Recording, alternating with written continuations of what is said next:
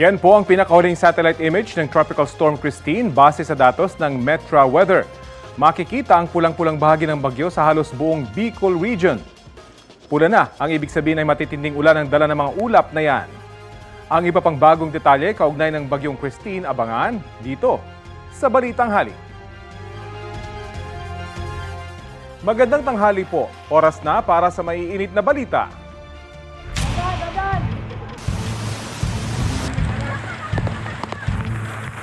Bagyong Christine, nagpaulan at nagpabaha sa ilang panig ng bansa. Sa Bicol, ilang bahay nawasak ng baha at inanod. May mga natrap din sa bubong. Kabi-kabilang rescue operations ikinasa. Epekto ng bagyo, ramdam din sa ilang probinsya sa Visayas, Hilagang Luzon, maging dito sa Metro Manila. Ilang pasahero sa Pantalan, stranded. Wala kaming pera, pamasahe lang namin papunta dito, malaki na. Wala rin kami pagkain. Tiis po muna kami hanggang ngayon. Latest sa galaw ng bagyong Christine na inaasang mag-landfall ngayong gabi, tutukan. Dalawang malalaking balita po ang binabantayan natin ngayong Miyerkules. Kabilang dyan ang sitwasyon sa ilang lugar na nakararanas ng bagsik ng bagyong Christine. Nakabantay rin tayo sa pagdinig sa Senado kung saan dumulo sa unang pagkakataon si Pastor Apollo Kibuloy para sagutin ang mga aligasyon ng human trafficking at sexual abuses sa Kingdom of Jesus Christ.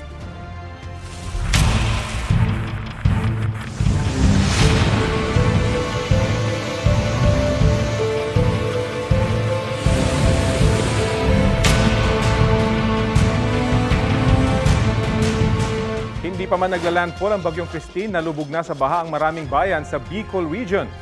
Sa Naga, Camarines Sur, ilang residente ang umakyat na sa bubong dahil sa taas ng baha. Kwento ng isang residenteng taga-barangay Triangulo, may mga ikalawang palapag ang ilang bahay roon pero inaabot pa rin ang baha. Sa kanyang upload kanilang pasado hating gabi, tulong-tulong silang magkakapitbahay na makakyat sa bubong para hindi mahulog sa baha. Sinisikap pa ng GMA Integrated News na makontak muli ang uploader ng video kaugnay sa kanilang sitwasyon ngayon. Magdamag na nakamonitor ang Office of Civil Defense para sa mga apektado ng bagyong Christine. Sa panayam ng unang balita kay OCD spokesperson Director Edgar Posadas, sinabi niyang hindi pa makapasok ang rescuers sa Libon Albay dahil sa taas ng baha sa lugar. Ganon din daw ang sitwasyon nung una sa bayan ng Pulanggi pero nakapasok na rin sila kalaunan. Pinaka-apektado raw ng bagyong Christine sa Bicol region ng Albay na isinailalim na sa state of calamity, pati ang Camarines Sur. Bilang pagtugon, humihingi sila ng mga tauhan at equipment mula sa mga kalapit na lugar para tumulong sa napinsalang probinsya. Batay sa pinakahuling datos ng NDRRMC, walang ulat ng nasawi dahil sa bagyo. Pero meron daw isang sugatan at 3 nawawala. Lahat mula sa Bicol region. Nakikipag-ugnay na raw ang OCD sa DSWD para sa pamimigay ng mga relief goods maging sa mga lugar na inaasahang daraanan ng bagyo. Sa Bicol pa rin nasa state of calamity ng probinsya ng Albay dahil sa epekto ng bagyong Christine. Yan at ang sitwasyon sa iba pang bahagi ng Bicolandia sa Balitang Hatid ni Bam Alegre. Sa gitna ng rumaragasang bahang dulot ng bagyong Christine, kahit madulas, buwis buhay na sumampa sa metal railings ng isang tulay sa Legazpi, Albay ang ilang residente para makatawid. Sa lakas at bilis ng agos ng tubig, inanod pa ang ilang bahay sa bayan naman ng Libon. Sa ilang highway sa bayan ng Owas at Pulanggi, mabagal ang takbo ng mga sasakyan dahil din sa baha. Sa tindi ng pananalasa ng bagyong Christine, isinailalim na ang buong probinsya sa state of calamity. Sa isang paaralan sa Jose Panganiban, Camarines Norte, ang hagdan nagmistulan ng waterfalls dahil sa rumaragas ng tubig. Dahil sa patuloy na buhos ng ulan, nagkabutas na sa gitna ng isang kalsada sa bayan ng Daet. Nararanasan din sa baybayin doon na naglalakihang mga alon. Tila rumaragas ang ilog naman ng eksena sa Sitio San Jose sa Naga, Camarines Sur, kung saan isang lalaki ang isinakay sa bangka. Baha rin sa ibang bahagi ng lungsod at umapaw na rin ang Bicol River. Stranded naman ang mga residente sa ilang barangay sa Del Gallego nang malubog ang 2 spillway na kanilang dinaraanan. Sa bayan ng Pili, Halos tangayin na ng hangin ang payong ng ilang residente na nasa labas. Pinasok na rin ng baha ang ilang bahay at gusali roon. Sa pilitan ng ipinalikas ang mga residente sa probinsya na nakatira malapit sa ilog. Sa gitna ng pagbaha sa Sorsogon City, na-rescue ang isang babaeng malapit ng mga anak. Sa kabutihang palad, ligtas siyang naidala sa ospital. Bukod sa lungsod, hindi na rin madaanan ang mga kalsada sa ilang pambayan sa probinsya tulad sa Bulan. Halos abot leeg na kasi ang baha sa ilang lugar.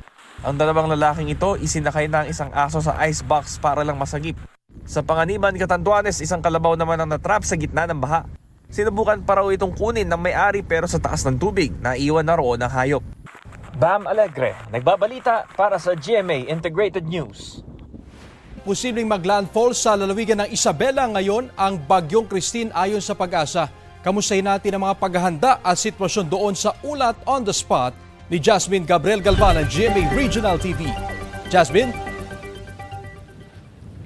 Chris, sa mga oras nga na ito ay may kalakasan na yung hangin na nararamdaman sa malaking bahagi ng Isabela. Tuloy-tuloy na rin yung buhos ng ulan sa malaking bahagi ng probinsya. At dahil nga sa tuloy-tuloy na buhos ng ulan ay umapaw na rin ang ilan sa ilog sa probinsya ng Isabela. Gaya na lamang dito sa aming kinaroroonan sa may barangay Bacolod, Ilagan City kung saan yung aking likuran, Chris, ito ay tulay. Ito yung Bacolod Overflow Bridge kung saan hindi na madaanan ng mga motorista dahil nga sa umapaw na yung tubig sa ilog. Actually, may mga naka-standby na mga rescue boat mula sa CDRRMO, ganoon din sa PDRRMO. At kaninang umaga ay sinimulan na rin yung paglikas ng mga residente na nakatira malapit sa gilid ng ilog.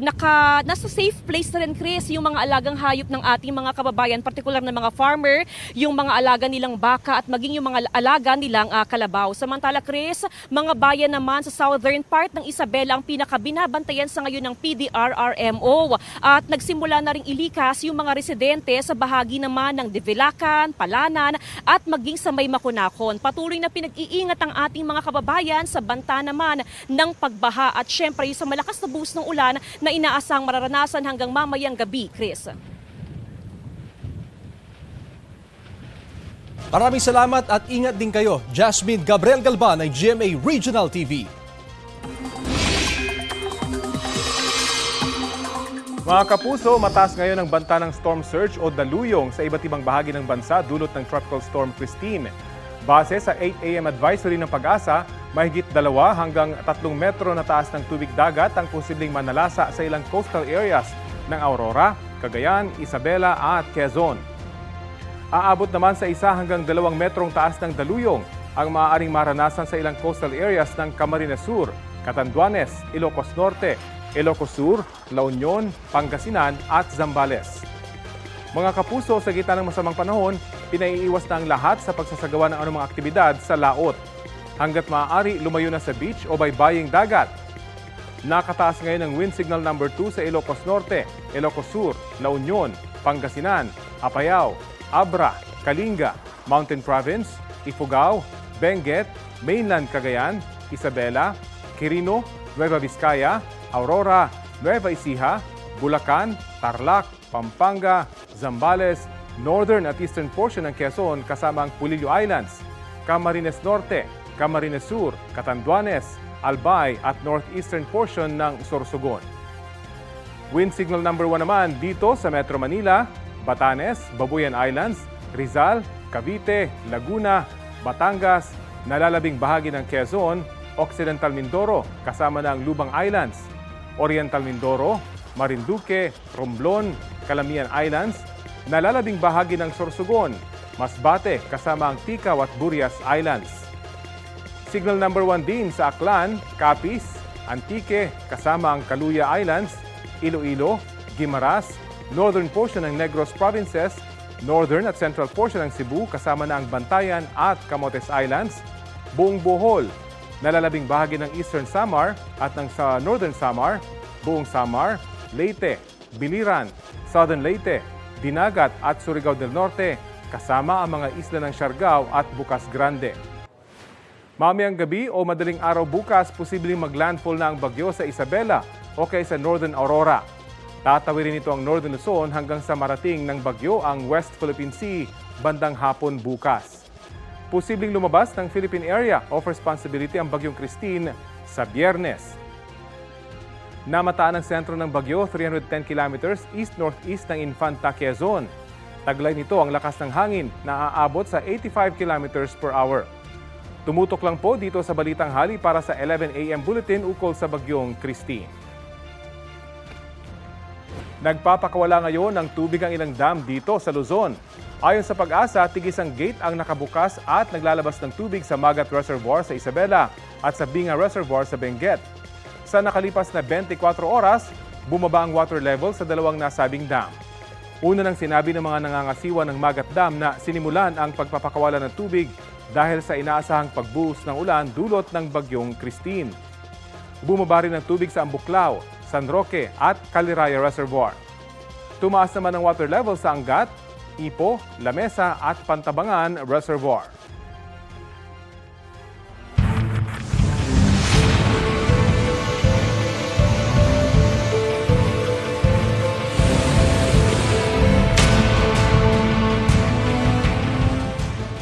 Mahigit 5,000 pasahero ang stranded sa ilang pantalan sa bansa dahil sa bagyong Christine. Sa monitoring ng Philippine Coast Guard, 71 pantalan sa bansa ang apektado ang operasyon dahil sa masamang panahon. Sa Manila Northport naman, mahigit 100 biyahe ang kanselado. Kaya nagpalipas doon ng gabi ang ilang pasahero. Inihiwalay ang mga PWD, bata, buntis at senior citizens. Namigay naman ng lugaw ang Philippine Ports Authority sa mga apektadong pasahero. Dahil sa epekto ng bagyong Christine, nagpatupad na ng total shutdown ang power grid sa Catanduanes. Kasunod yan ang mga ulat ng mga nasirang linya at poste ng kuryente sa ilang lugar dahil sa naranasang malakas na pag-ulan doon kagabi. Magdedeploy ngayong araw ng mga line crew para sa pag-aayos ng mga linya ng kuryente, depende sa magiging lagay ng panahon. Samantala, ayon sa National Grid Corporation of the Philippines, may 10 transmission lines sa Bicol at Eastern Visayas na unavailable o hindi gumagana sa full capacity dahil sa masamang panahon. Patuloy raw ang kanilang line crew sa pagpapatrol at pag-aayos ng mga linya. Sa ibang balita, isang sugatan ng may masunog na mga nakaimbak na gulong sa bakanting lote sa Quezon City. Balitang hatid ni James Agustin. Binulabog ng nagangalit na apoy ang mga residente na Santa Rosa Street sa Barangay Manresa, Quezon City, pasado alas 10 kagabi. Mabilis na natupok ang mga nakaimbak na gulong sa bakanting lote. Itinaas ng Bureau of Fire Protection ang unang alarma. Nasa 8 fire truck nila ang rumisponde bukod pa sa mga fire volunteer group. Nakalabas naman ang 3 trabahador na nagpapahinga sa barracks. Biglang may pumutok po. Tapos pag gising mo namin, makakuha na po yung apoy. Tapos yun po, dali-dali na po pumunta, tumawag ng bombero. Sinubukan niyo po bang apulahin, hindi na kaya? Ay, hindi na po kaya, malakas na po. Ang tatay ni Bien kinailangang isakay sa ambulansya. Nagtamo siya ng paso sa kaliwang braso. Ayon sa BFP, mga gulong lang ang natupok at walang nadamay ng mga katabing establishmento. Iniimbestigahan pa raw nila ang posibleng sanhi ng apoy. Napula ang sunog matapos sa mahigit sa 30 minuto. James Agustin nagbabalita para sa GMA Integrated News. Ito ang GMA Regional TV News. 4 ang arestado sa panloloob sa isang tindahan sa Florida Blanca, Pampanga. Sa Lawag, Ilocos Norte naman, nahuli kam ang paglimas ng lalaki sa pera ng isa ring tindahan. Ang mainit na balita hatid ni CJ Turida ng GMA Regional TV. Sa kuha ng CCTV, makikita ang isang lalaking pumasok sa isang tindahan habang walang bantay sa Lawag, Ilocos Norte. Nakasuot ng itim na damit ang lalaki at may takip sa mukha. Patingin-tingin siya sa paligid at maya-maya ay lumabas din. Matapos ang 5 minuto, bumalik ang lalaki. Pero iba na ang suot niyang damit, maging ang takip sa mukha. Nakasombrero na rin siya, pero pareho pa rin ang suot na tsinelas. Doon na niya nilimas ang pera sa kaha. Kumuha rin siya ng sigarilyo at cellphone na nakapatong sa mesa bago tumakas. Nai-report na sa pulisya ang insidente para matugis ang suspect.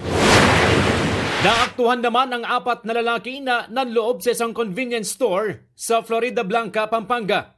Ayon sa mga pulis, na-monitor sa CCTV ng may-ari ng establishmento ang pagnanakaw at inireport sa pulisya.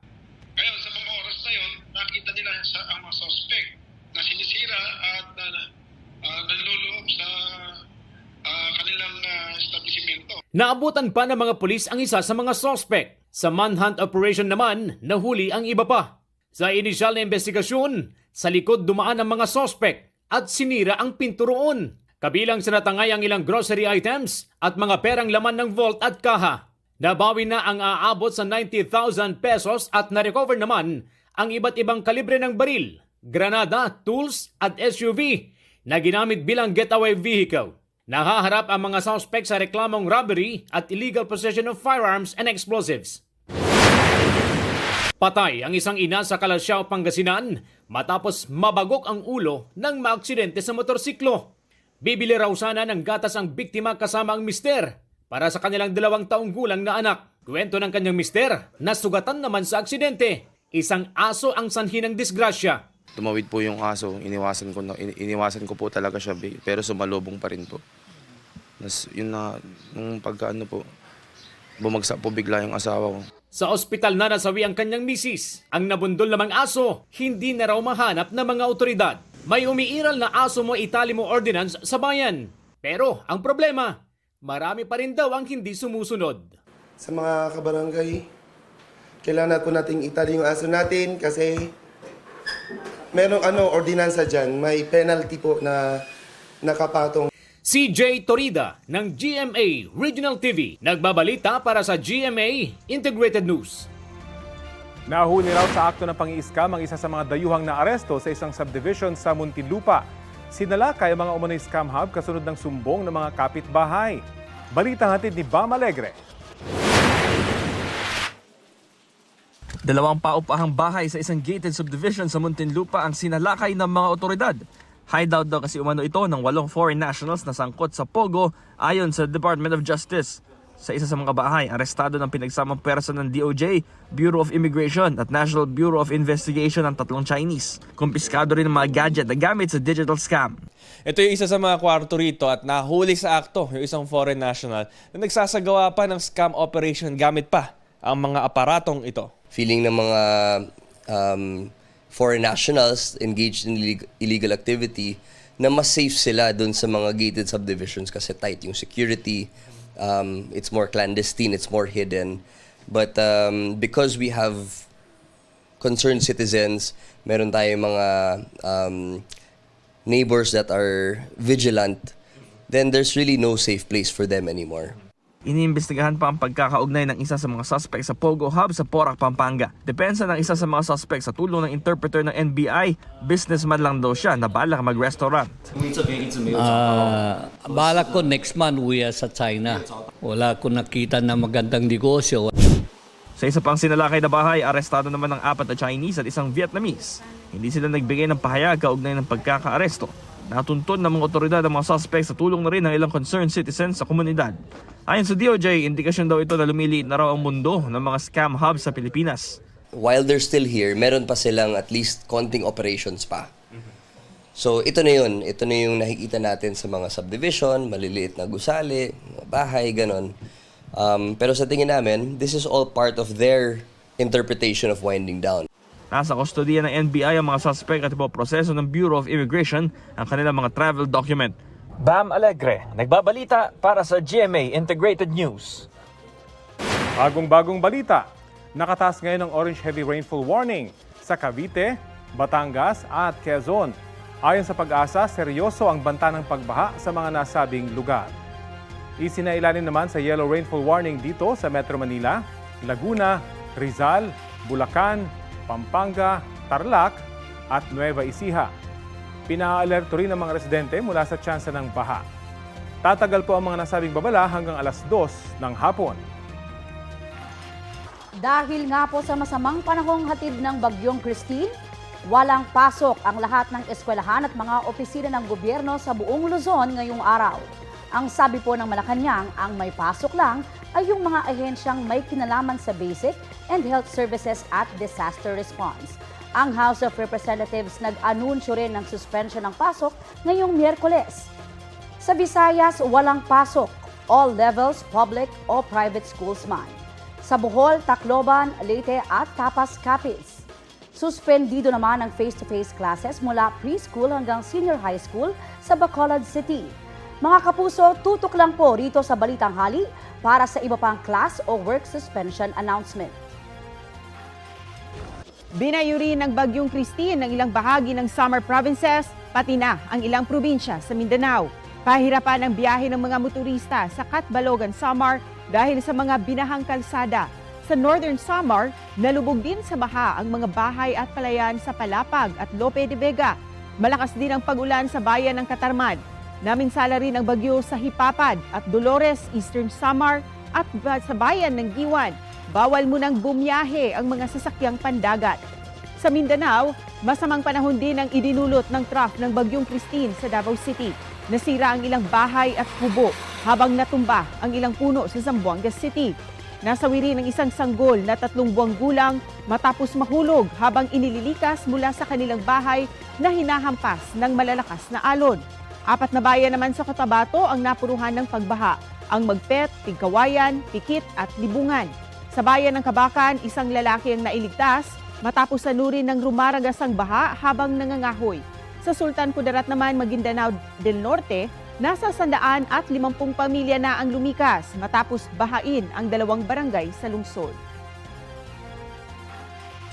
Update tayo sa epekto ng Bagyong Christine sa Bicol Region kung saan isinailalim na sa state of calamity ang probinsya ng Albay. Kausapin natin si Gremil Alexis Nas ng Public Information Office ng Office of Civil Defense Region 5. Maulang umaga at welcome po sa Balitang Hali. Hello sir, magandang umaga po at sa lahat ng nakikinig at nanonood po sa atin ngayon. Kumusta po ang coordination at rescue of efforts ng OCD, partikular sa mga lugar na hindi raw mapasok dahil sa mataas na baha? Tuloy-tuloy po ang aming coordination from the local, regional and national level po para ma-ensure po natin na lahat ng mga rescue request po ay matutugunan po natin. And nag-request na rin po kami ng augmentation sa national level para po kasi overwhelming po yung number of calls na na-receive namin since yesterday para matulungan po natin lahat ng apektado po. Hindi po ba na-foresee na ganito katindi yung magiging epekto ng ulan dyan po sa area, sa Bicol? Well, actually, sir, nag-conduct naman po lahat sa amin ng localized na pre-disaster risk assessment meetings. Pero based po kasi sa experience po namin na nangyari kahapon, ay sobrang tagal po talaga nung parang almost napakabagal po nung galaw nitong si Christine. Kaya po naipon po talaga sa Albay, Camarines Sur area po. And Catanduanes yung concentration ng ulan. May mga lugar pa po ba na hindi pa mapasok hanggang ngayon? May mga report po sa amin, sir, na meron pa po talagang mga bewang hanggang lagpas tao na mga baha. And coordinated na rin po ito, lalo na po sa aming uniformed personnel, specifically the search rescue cluster po, para matulungan po natin yung mga LGUs na overwhelmed na rin po sa response effort. Opo, may mga residente pong natrap sa kanilang mga bahay. Hindi po ba nagpatupad ng preemptive evacuation at nagbigay ng babala? Nagpatupad po ng forced evacuation din po ng ating mga iba't ibang LGUs po, sir. Talagang bigla lang din po isa coordination po namin yung mga LGUs dahil sa sobrang tagal po ng ulan na na-experience po na. Sa ngayon po ba may naitala ng mga nawawala o mga casualty dahil dito sa mga pag-ulan? Sa ngayon, sir, may report po kami na 3 mangingisda na nawawala po sa San Fernando, Masbate. And there are also reports from secondary sources po na may mga casualties. Pero hinihintay po namin yung official reports from the ground po bago po namin isabay sa aming mga situation reports po. Kung mangingisda po yung nawawala, ito po'y pumalaot bago yung babala o pagkatapos na? Meron ho ba kayong monitoring na ganito? Yun din po, sir, yung kino-coordinate po namin sa MDRIM po San Fernando at PDRIM Masbate kung sila po ba ay yung naglalayag po ng matagal sa karagatan before pa po magkaroon ng PCWS at ng abiso tungkol sa paglakas ng LPA na naging. Sa ngayon po, kumusta yung supply ng pagkain, tubig at kuryente, maging yung linya po ng komunikasyon sa buong Bicol Region?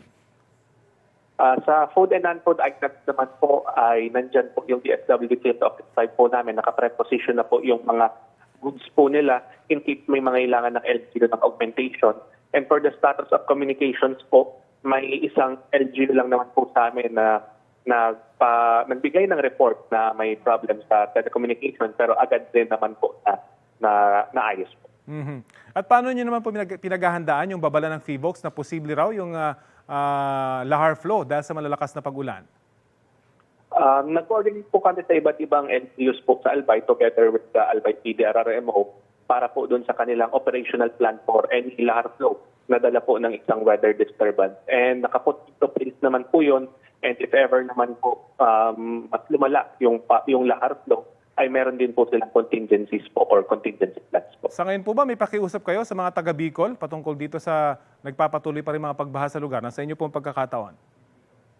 Sa lahat po ay ipagbigay alam nyo lang po agad sa ating mga local government emergency operation center kung meron pong mga nangangailangan po ng rescue. Dahil ginagawan po ng paraan ng ating mga kasamahan mula sa local DERM offices na matulungan po kayo at para ma-ensure po natin na safe po ang lahat.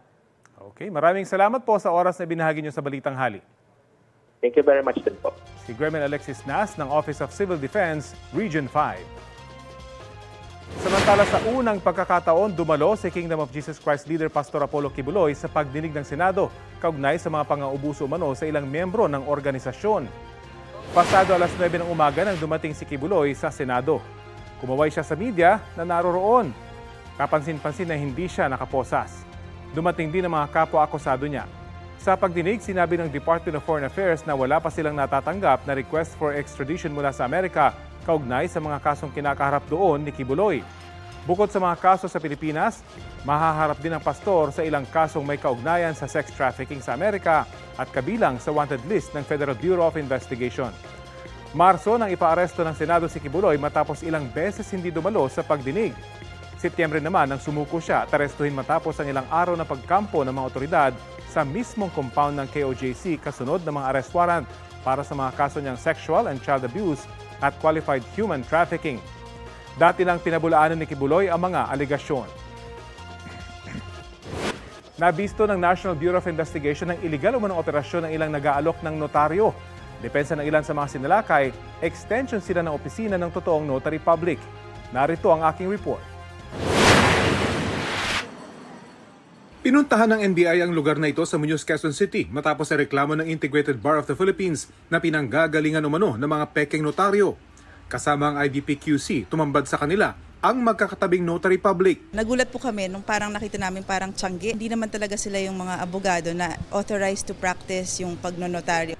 May mga nakapaskil na dokumento na nagsasabing otorisado silang notaryo. Pero sa undercover operation ng NBI, hindi ang mismong abogadong nakasaad sa permit ang pumipirma sa notaryo. Tumangging magsalita sa harap ng kamera ang mga inabutan ng NBI sa raid. Pero sabi sa GMA Integrated News na isang may-ari ng stall na nag-offer ng notaryo, extension lang sila ng opisina ng aktual na notary public. Kapag mag-notarize po ng dokumento, dapat sa harap po mismo to ng notary public na abogado po dapat. So there's no such thing as an extension of the notary public. Kabilang sa mga tumambad na ebidensya ang mga dry seal at mga resibo ng mga nagpapakilalang notaryo. Paalala ng IBP, warning sign umano ang mga ganitong resibo na para sa printing office pero nakasaad na bayad ito sa notaryo. Ang presyong 50 pesos kada notaryo, red flag din umano dahil kadalasan nasa 2 hanggang 300 piso ang notaryo depende sa dokumento. Dapat nasa opisina mismo ni attorney yung kanyang commissioned na notary. Hindi ho yan umiikot kung saan-saan. Kasi katulad nga ho dito, nasa labas ho siya, parang nasa Tianggian. Paalala ng IBP, dapat tiyaking lehitimo ang lalapitang notaryo. Pwede hong put into question yung dokumento. Lalo na ho, for example, deed of sale ng lupa, pwede hong imbalido yan. Posibleng makasuhan ng estafa at usurpation of authority ang mga nahuling nag-o-offer ng peking notaryo na may parusang pagkakakulong ng hanggang 6 na taon. Rafi Tima nagbabalita para sa GMA Integrated News.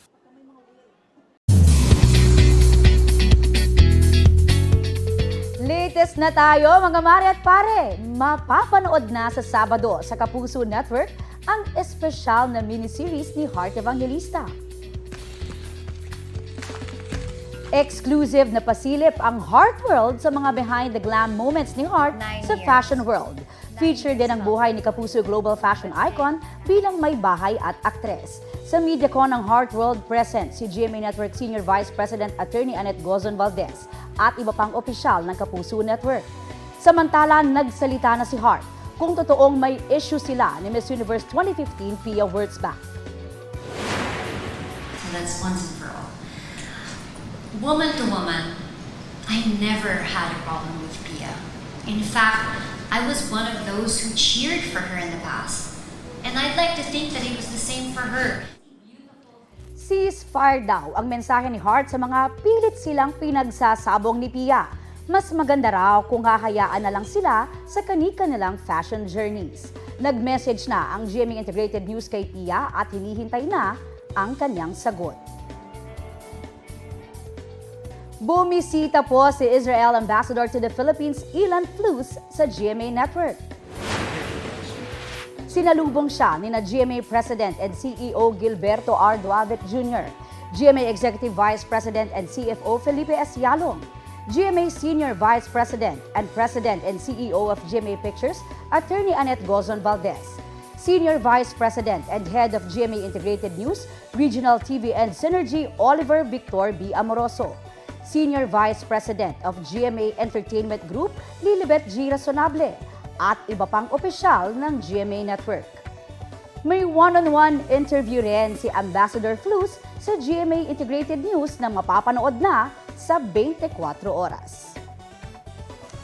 Muling pinakontempt ng House Quad Committee si Cassandra Leong ng Lucky South 99 dahil daw yan sa hindi niya pagsumite ng mga kaukulang dokumento na hinihingi ng Quadcom. Mananatiling nakakulong si Ong sa Correctional Institution for Women hanggat hindi niya naibibigay ang mga dokumento. Ayon kay Quadcom Co-Chairman Representative Dan Fernandez, sinabi ni Ong na hindi siya makakapasa dahil kinumpiska ng NBI ang kanyang cellphone kung nasaan daw ang mga dokumento. Ito na ang ikatlong beses na na-cite in contempt ng komite, si Ong. Natangay ng isang lalaki ang nasa 30,000 pisong halaga ng cash at paninda sa isang tindahan sa Sara, Iloilo. Sa Bacolod City naman, patay ang isang sanggol matapos mahulog sa balding may lamang tubig. Ang may init na balita hatid ni Zen Kilantang Sasa ng GMA Regional TV. Hindi makapaniwala ang mag-asawang taga Bacolod City sa pagkamatay ng kanilang 7 buwang gulang na anak. Ang sanggol nahulog sa baldeng may lamang tubig. Ayon sa pulisya, natutulog sa kama ang bata kasama ang kanyang mga magulang. Pero hindi raw nila namalayang gumapang ang sanggol at nahulog sa balde na nasa gilid ng kama. Dead on arrival sa ospital ang sanggol.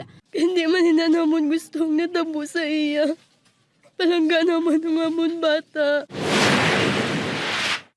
Sa Sara, Iloilo, hulikam ang pagpasok ng isang nakajacket na may dalang flashlight sa isang tindahan sa Barangay Preciosa.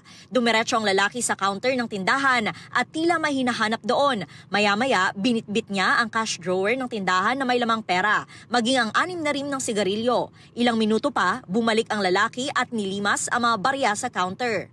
Ayon sa may-ari, mahimbing ang tulog ng mga nagbabantay sa tindahan dahil sa malakas ang ulan, kaya hindi nila namalayan ang pagpasok ng suspect. Ang roll up, naka-up na siya ma'am, pero hindi siya full ginasa sa mabaw, tunga-tunga lang. Ang kandado, abre na. Baka kandado, wala siling nga ginsander sa pabakit na buksan gidi ang kandado. Nasa 30,000 pesos ang halaga ng cash at paninda na natangay ng suspect. Patuloy pang pinaghahanap ang suspect at posibleng mga kasabot niya. Nagluluksa ngayon ang pamilya ng isang binatilyo sa Tagoloan, Misamis Oriental matapos pagtulungang bugbugin at saksakin ng mga kapwa menor de edad. Desidido ang mga kaanak ng biktima na magsampa ng reklamo laban sa menor de edad na sumaksak sa biktima. Kanang mga grupo kinala og tinuod magaling ng mga ganggang nila.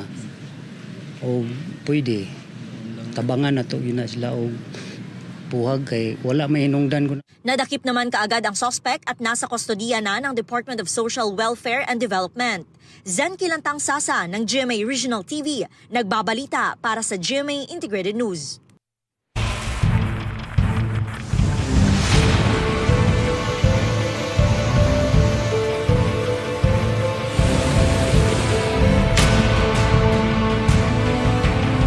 Update po tayo sa inaasahang paglandfall ng Bagyong Christine mamayang gabi o madaling araw bukas. Kausapin natin si Pag-asa Senior Weather Specialist Glyza Escollar. Maulang umaga at welcome po sa Balitang Hali. Maulang umaga rin sa iyo, Rafi. Opo, nasaan na po yung eksaktong lokasyon at tinatahak na direksyon ng Bagyong Christine? Base po sa alas 11 na update po ng Pag-asa, ay huling namataan po ito 200 km silangan po ng Kasiguran, Aurora o nasa 255 km silangan ng Baler, Aurora.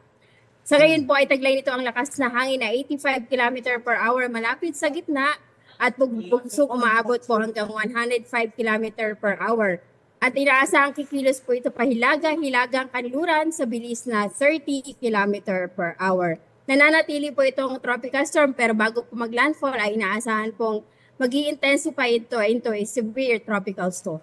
Sa inyo pong monitoring, gaano karaming ulan yung ibinuhos ng Bagyong Christine, particular na po sa Bicol region?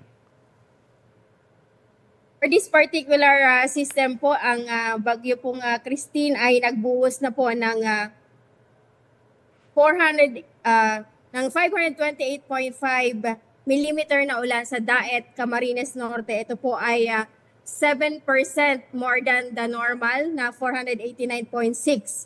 So mas mataas na po kaysa normal na natatanggap po ng Daet sa buwan po ng Oktubre. Samantala sa Legazpi naman po ay nakatanggap po sila ng 431.0 millimeter na ulan. Ito po naman po ay more than 34% na po ng normal na ulan na natatanggap po sa buwan ng Oktubre.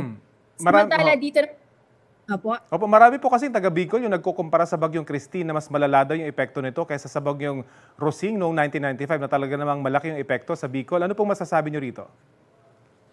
Ayon po sa data natin ay posible po na malaki po ang mas matindi po ang epekto ng Bagyong Christine kumpara po sa Bagyong Rosing in terms of rainfall. Rainfall lamang meron po tayong data sa kasalukuyan dahil po sa Legazpi ay na-record po noong November 2 ang 315.2 mm na ulan. Dito po yan sa may Legazpi City. Kumpara po sa ngayon na 431 po in a day ang na-record po nila. And then for Daet naman po, 334.3 po ang Bagyong Rosing. Samantala po, yung sa Daet naman po for Bagyong Christine ay nasa 528.5 mm po ang binuhos. Simula po kahapon hanggang ngayong umaga. Okay, siguro nagbago na talaga yung topography ng lugar. Ano ho? Sa lawak po ng sirkulasyon ng Bagyong Christine, ano po yung mga posibilidad na itaas pa yung storm warning signal? Bali, Sir Rafi, gaya ng nabanggit ko kanina, no, bago mag-landfall itong Bagyong Christine ay magiging severe tropical storm po muna ito. Kaya posible po na magtaas pa ng storm signal o wind signal number 3 dito po sa kung saan halos direktang maapektuhan po ng sentro ng Bagyong Christine, lalo na po dito sa may Aurora, Isabela area at Cagayan. Okay, maraming salamat po sa oras na ibinahagi nyo sa Balitang Hali. Si Pag-asa Senior Weather Specialist Glyza Escollar. Kumustahin naman natin ang paghahanda ng mga residente at lokal na pamahalaan ng Baler sa Aurora kaugnay sa Bagyong Christine. May ulat on the spot si Katrina Son. Katrina? Rafi, itinaas na ang red alert status dito sa probinsya ng Aurora. Puspusa na rin ang ginagawa nilang paghahanda sa papalapit na Bagyong Christine. Mula nga kagabi, Rafi, panakanaka na ang pag-uulan dito sa Baler, Aurora. Sinasabayan pa ito ng may kalakasang hangin. Matataas na rin ang mga alon sa dagat.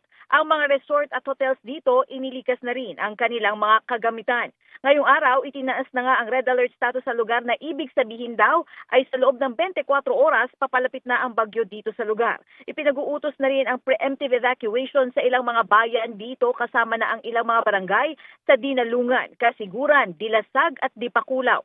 Pinag-iingat din nila ang mga bayan na ito sa storm surge. Sa Baler, Aurora naman, inirekomenda na ng Aurora PD RRMO sa Baler LGU ang pagpapatupad din ng forced evacuation sa Barangay Sabang at Sitio Castillo. Mas makakabuti raw na gawin ito ng maaga para masigurong ligtas ang mga ililikas. Sa ngayon naman, Rafi, ay makulimlim ang panahon dito at panakanaka ang pag-ulan, ngunit tuloy-tuloy daw ang pagmamonitor at paghahanda na ginagawa ng PDRRMO. Rafi? Kailan daw sisimulan, Katrina, yung preemptive evacuation ngayong sinabi mo ay panakanaka pa lang yung pag-ulan? Mas madali mag-evacuate ngayon kaysa kapag dumating na talaga yung malakas na buhos ng ulan.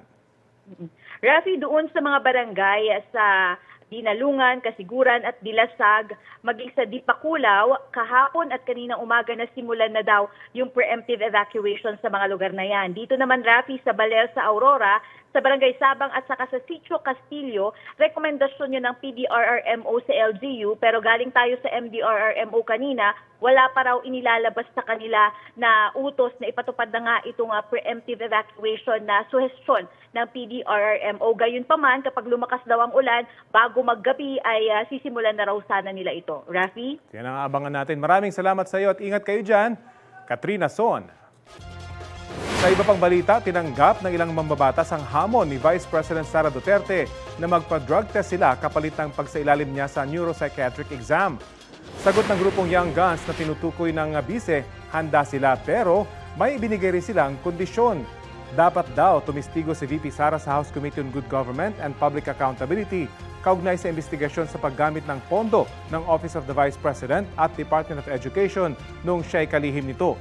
Iginiit ng grupo na hindi lang ito paglilinis ng pangalan kundi pagiging accountable bilang opisyal ng gobyerno. Wala pang sagot dito ang bise. Pero una na niyang iginiit sa naging pagdalo niya noong Setyembre sa pagdinig na walang naging misuse o maling paggamit sa pondo ng OVP. Para mapanatili at magtuloy-tuloy ang pag-unlad ng mga negosyo sa Pilipinas, kailangan daw sabayan ang mabilis na pagbabago ng panahon. Diyan po sumisentro ang celebration ng 50th year ng Philippine Business Conference and Expo. Inimbitahang keynote speaker si Vice President Sara Duterte na nagpasalamat sa papel ng business sector sa mga proyekto ng Office of the Vice President. Binigyang diin ni VP ang importansya ng digitalization at pagiging innovative sa negosyo. Sabi ng Philippine Chamber of Commerce and Industry na organizer ng Yearly Business Conference and Expo, patuloy silang makikipagtulungan sa gobyerno para mapalakas ang mga negosyo, job generation at mapaunlad ang ekonomiya ng Pilipinas.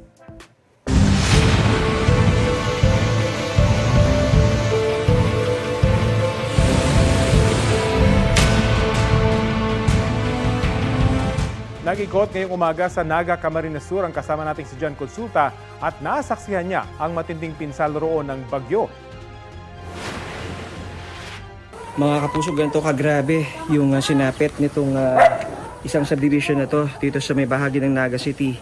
Nagkalat itong mga debris at mga putik, tubig na pumasok pa sa loob ng mga bahay. Pero ang pinaka-highlight dito mga kapuso ay itong mga nagkapatong-patong na mga sasakyan. Dito nga sa subdivision ito, no? So makikita natin talagang parang mga laruan lang na pinagpatong-patong. So ito raw ay nangyari sa kasagsagan ng flash flood dito sa may bahagi ng Naga City. So mula sa itaas ay dinala daw ng malakas na current itong mga sasakyang ito dito sa may bahaging ito ng subdivision. At makikita naman natin na walang kalaban-laban dahil sa lakas nga ng ragasa. At tinitingnan na natin dito na lahat ng bahay, no, walang exempted, lahat pinasok ng tubig at putik yung loob ng kanilang mga bahay.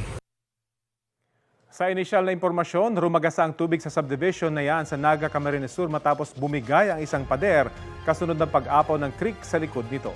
Pinangunahan ni Pangulong Bongbong Marcos ang briefing ng National Disaster Risk Reduction and Management Council o NDRRMC kaugnay sa pananalasa ng Bagyong Christine. Kumuha tayo ng update sa ulat on the spot ni Ivan Mayrina. Ivan? Rafi, kakatapos nga lang ng pinangunahang pulong ni Pangulong Bongbong Marcos sa National Disaster Risk Reduction and Management Council o NDRRMC, kung saan pinaghanda niya ang iba't ibang ahensya ng pamahalaan dahil anya at batay na rin sa forecast ng Pag-asa, the worst is yet to come. Mamayang gabi pa kasi ang inaasahang pagtama sa lupa ng Bagyong Christine at lalakas pa ito bago mag-landfall. At dagdag pa riyan, mabagal din ang usad nito at napakalawak ng saklaw at may dala itong malalakas sa buhos ng ulan. Sa ulat Rafi ni DILG Secretary John Vic Remulla sa Pangulo, base sa update ay binigay ng lokal na pamahalaan ng Camarines Sur, mahigit 300 na barangay sa mahigit 600 barangay o kalahati ng Camarines Sur ang totally submerged o lubog sa baha. Ang bilin ng Pangulo as soon as possible o hanggat kaya ng pasukin, magpapadala na ng air at water assets ng gobyerno at maging ang mga assets sa Mindanao ay dadalhin na rin daw sa mga apektadong lugar. Nakikipag-ugnayan na rin ang Department of National Defense sa mga kapitbahay natin sa ASEAN, partikular ang Singapore, Indonesia, Brunei at Malaysia, para sa posibleng tulong na maaari nilang ibigay sa logistics at paghahatid ng tulong sa mga apektado. Ang utos ng Pangulo, i-maximize ang paggamit ng mga EDCA sites para sa aspetong ito ng relief operations. Ipinagutos din ng Pangulo sa Department of Energy na agad na ibalik ang supply ng kuryente sa mga apektadong lugar hanggat kaya na at kung ligtas na.